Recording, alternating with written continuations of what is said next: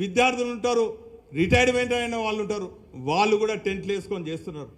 మా హయాంలో రిటైర్మెంట్ అయిన వాళ్ళకు వారి హక్కుల భంగం కాకుండా రిటైర్డ్ అయిన వెంటనే అన్ని బెనిఫిట్స్ ఇవ్వడం జరిగింది.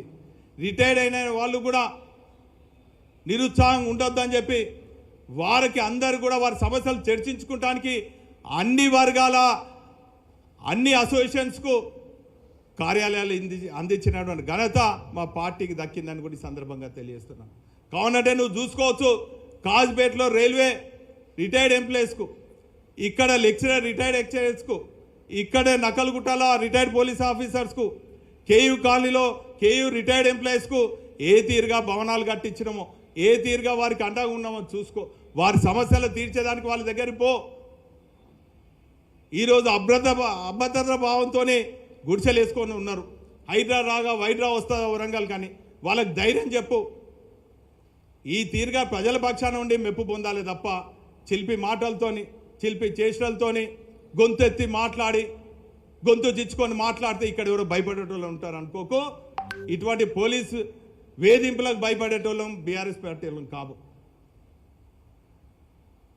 ఈ గుండాగిరికి భయపడేటోళ్ళం కాదు, ఈ రౌడీజానికి భయపడేటోళ్ళం కాదు, తుపాకీ చేత పట్టుకొని తిప్పి బెదిరిస్తే భయపడేటోళ్ళం కాదు. నాయనా, ఇప్పటికైనా కూడా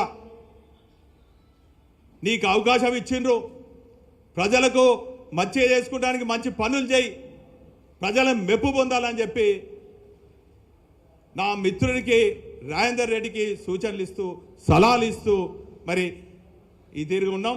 ఇదే కంటిన్యూ అయితే మాత్రము ఒక ప్రతిపక్ష పార్టీగా మా శ్రేణులు, మా విద్యార్థులు కానీ, మా యువకులు కానీ, మా మహిళలు కానీ 2 ఏళ్ల నుంచి చూస్తున్నాం, ఏ ఒక్క హామీ కూడా మీరు నెరవేర్చలేదు. మా విద్యార్థులకు ఫీ రియంబర్స్మెంట్ లేదు, మా సోదరిమణులకు స్కూటీలు లేవు, పెళ్ళిళ్ళు అయితే తులం బంగారం లేదు, 4000 పెన్షన్లు లేదు, వికలాంగులకు అయ్యా కష్టం పడుతున్నారు, అనేక కష్టాలతో వికలాంగులు ఉన్నారు. అన్ని వర్గాలను మోసం చేసిండ్రు, దగా చేసిండ్రు. ఇక 2 ఏళ్ళు గడిచింది, మరి ఓపికతో ఉండే పరిస్థితి లేదు. ఖచ్చితంగా ఈ అణగారిన వర్గాల పక్షాన, ఈ అన్యాయానికి గురైన వర్గాల పక్షాన ఖచ్చితంగా బీఆర్ఎస్ పార్టీ అండగా ఉంటుంది. ఈ కార్యాలయం మరి జనతా గ్యారేజ్ లాగా ప్రజలకు ఏ సమస్య వచ్చినా కూడా అండగా ఉంటుంది. మొన్న కూడా వరదల సమయంలో రాత్రి పగలు కష్టపడి వంటలు వండి అందరికి సరఫరా చేసినటువంటి మా బీఆర్ఎస్ పార్టీ శ్రేణులకు కూడా పేరు పేరున కృతజ్ఞత ధన్యవాదాలు తెలియజేసుకుంటూ ఇప్పుడు